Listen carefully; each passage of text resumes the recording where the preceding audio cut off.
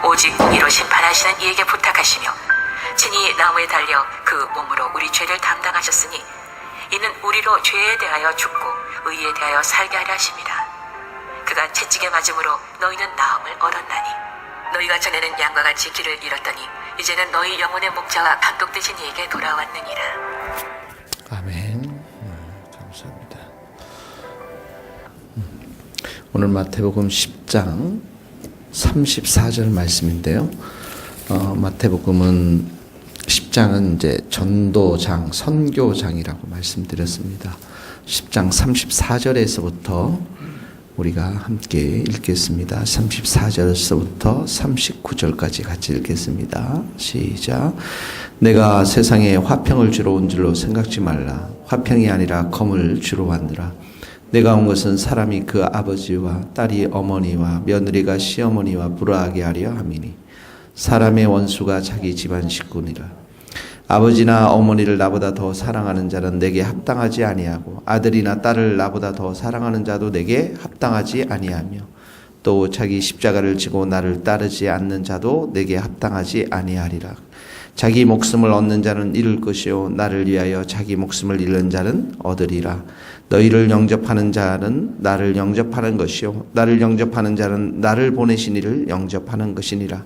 선지자의 이름으로 선지자를 영접하는 자는 선지자의 상을 받을 것이요 의인의 이름으로 의인을 영접하는 자는 의인의 상을 받을 것이요 또 누구든지 제자의 이름으로 이 작은 자 중 하나에게 냉수 한 그릇이라도 주는 자는 내가 진실로 너희에게 이루노니 그 사람이 결단코 상을 잃지 아니하리라 하시니라. 아멘. 내가 세상에 예수님이 말씀하시죠. 이제 예수님께서 세상에 오신 것이 화평을 주러 온 것이 아니라 화평이라 검을 주러 왔노라. 이 누가복음에서 여기 검이라는 것은 분쟁을 주러 왔다 이렇게 표현되어 있습니다. 검이. 그러니까 분리. 그러니까 예수님을 믿은 사람과 예수님을 믿지 않는 사람 사이의 분리. 이게 검이라는 게 이제 분쟁 이런 의미로 쓰여 있습니다. 그래서 35절에 보면 불화가 나옵니다. 불화 동그라미 주세요. 불화. 아버지와 딸이 사람이 그 아버지와 딸이 어머니와 며느리와 시어머니가 분리되었다라는 것이죠. 예수님을 믿는 자와 예수를 믿지 않는 자들. 그래서 36절에 보니까 이 불화가 원수로 또 표현되어 있습니다. 자기 사람의 원수가 자기 집은 식구라. 그러니까 예수님이 오시면 이 땅 가운데 사람들 사이에서 분리가 일어난다라는 것입니다. 복음이 선포되어지면 예수님을 믿는 사람과 믿지 않는 사람들의 분리가 일어난다라는 것입니다. 그래서 여기 보면 불화, 원수 이런 것들은 다 영적 전쟁을 이렇게 표현하는 말인 것 같습니다. 이 검도 성경에서는 전쟁을 때로는 하나님의 심판을 이렇게 때로는 하나님 말씀 에베소에 보면 말씀으로 나오죠. 그러니까 사람들 사이에서 이 사람들과 사람들 사이를 가르는 그런 분리가 일어날 수밖에 없다라는 것이죠. 자, 예수님이 오셔서 이제 검으로 사람들을 분리시켰습니다. 그러면 사람들이 반응하는 예수님을 믿는다라는 의미, 제자라는 의미는 무엇인가? 37절에 나와 있습니다. 37절은 나보다 더 사랑하는 자. 그 단어가 두 번이 나옵니다. 밑줄을 그으세요. 나보다 더 사랑하는 자. 아버지를 나보다 더 사랑하는 자. 또 뒤에도 보면 아들이나 딸을 나보다 더 사랑하는 자. 이 말이 무슨 말입니까? 예수님을 가장 최고로 사랑해야 한다라는 거죠. 예수님을 믿는 자, 제자들이란 예수님을 가장 먼저 우선적으로 사랑해야 한다라는 것입니다. 여기 아버지, 어머니, 아들, 딸은 혈육에 있어서 가장 가까운 사람을 말하고 있지 않습니까? 그러니까 예수님을 사랑한다라는 것은 자기 자신의 가장 사랑하는 것들을 두 번째, 세 번째로 옮겨놓을 수 있어야 한다라는 것이죠. 두 번째 보면 38절에 자기 십자가를 지고 따라야 된다. 자기 십자가는 무엇입니까? 저주를 상징하는 거죠. 수치, 고통, 멸시, 수치, 고통, 멸시, 저주, 그러니까 이런 것을 다 감당해야 한다라는 것입니다. 그러니까 다시 말하면 자기 부인이 있어야 한다라는 거죠. 자기는 죽고 예수님만 따르고자 하는, 그래서 십자가를 질 수밖에 없는, 두 번째 예수 믿는 자 제자란 자기 십자가를 지고 가는 사람이다. 세 번째는 39절에 나왔습니다. 예수님이 중요하냐, 자기 목숨이 중요하냐, 이 가운데서 예수님을 선택할 수 있는 사람을 말합니다. 자기 목숨을 얻는 자는 잃을 것이요. 자기 목숨을 얻는다는 게 뭡니까? 자기 목숨을 예수님보다 귀하게 여기는 사람, 이런 사람이 잃을 것이고, 나를 위하여 자기 목숨을 잃는 자는, 예수님을 자기 목숨보다 귀하게 여기는 사람들은 얻을 것이다. 이 세 가지가 나와 있습니다. 예수님을 가장 사랑하는 자, 자기의 십자가를 지고 따르는 사람들, 그리고 자기 목숨보다 예수님을 더 사랑하는 사람들.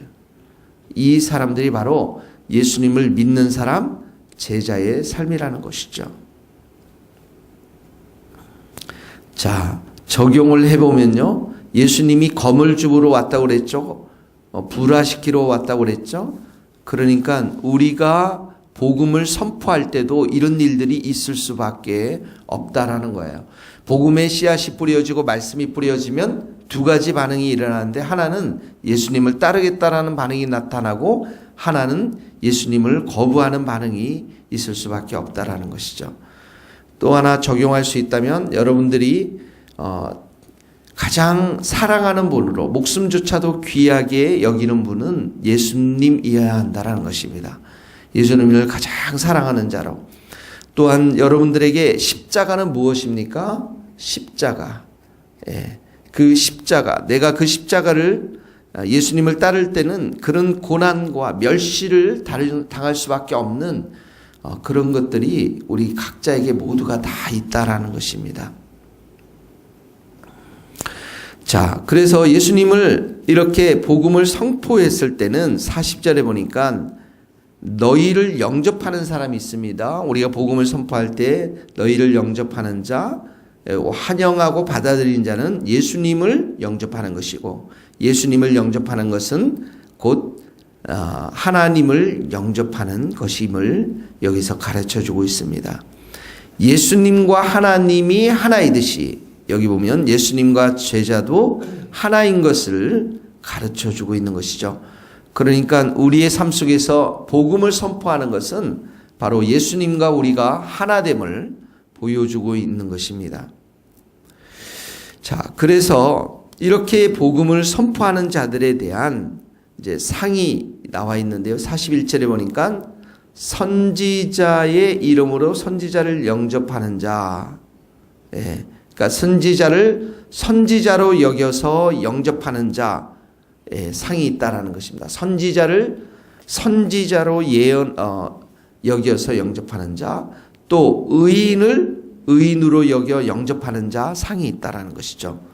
42절에 보니까 또 누구든지 제자의 이름으로, 제자라 이름으로 이 작은 자 중 하나에게, 여기는 말하면 작은 자는 예수님의 제자, 복음을 전하는 사람을 말합니다. 예수님의 제자, 복음을 전하는 사람에게 냉수 한 그릇이라도 주는 사람. 40절에 뭐라고 그랬어요? 너희를 영접하는 사람이라고 그랬잖아요. 그러니까 웰컴하면서, 환영하면서 수고하십니다. 여기 냉수 한 잔이라도, 냉수 한 그릇이라도 드십시오. 이렇게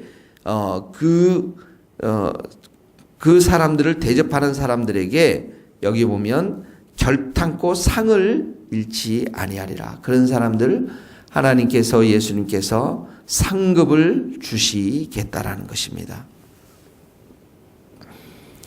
자, 오늘 이 말씀들 여러분들 삶 가운데 적용할 수 있기를 바랍니다. 이 모든 것의 핵심은 무엇입니까? 복음을 전하는 것입니다. 예수 그리스도를 증거하는 것입니다.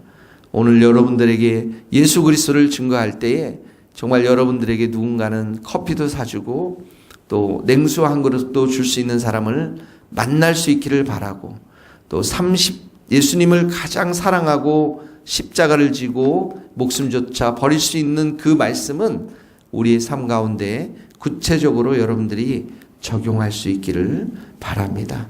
같이 이 시간 기도하시겠습니다. 하나님 아버지, 이 땅에 오신 예수님을 어떤 사람들은 받아들이고 어떤 사람들은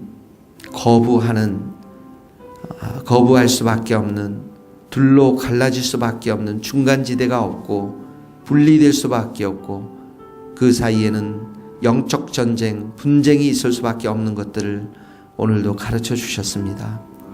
주님, 우리가 예수님을 믿지 않는 우리의 가족들, 우리 친구들, 우리 직장의 동료들을 위해서 기도할 수 있도록 도와주시고, 그들에게 정말 참된 진리의 길이 예수님 오직 한 길밖에 없음을 깨닫고 참으로 그들을 위해서 우리가 축복하며 기도하며 복음을 전하는 하나님의 귀한 일꾼들이 다 될 수 있도록 은혜를 베풀어 주옵소서.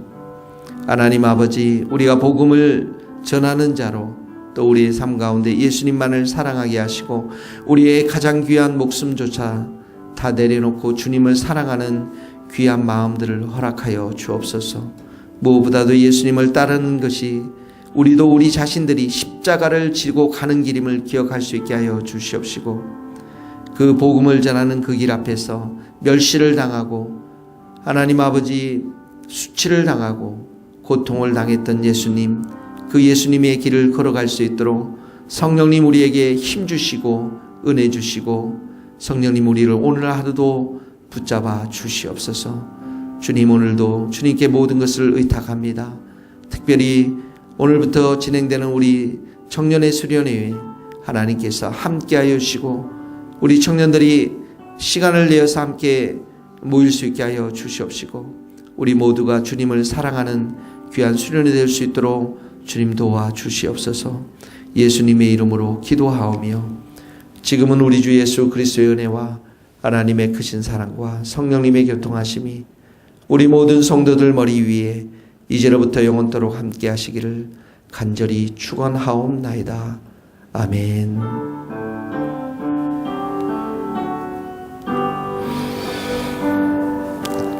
감사합니다.